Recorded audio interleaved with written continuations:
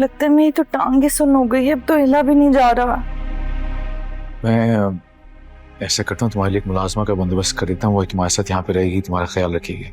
नहीं, मुझे कोई मुलाजमा नहीं चाहिए, मुझे किसी पे भरोसा नहीं है। आप हैं ना यहाँ, आप रहें। मैं नहीं रह सकता। हाँ तो ठीक है, जाएं फिर।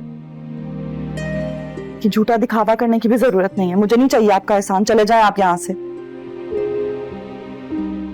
पहले खाने के वक्त भी मुझे अकेला छोड़कर चले गए, मेरे साथ खाना नहीं खाया।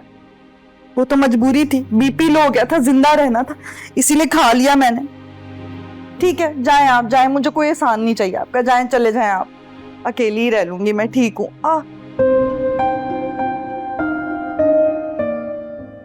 इंसानियत का तो जमाना ही नहीं है।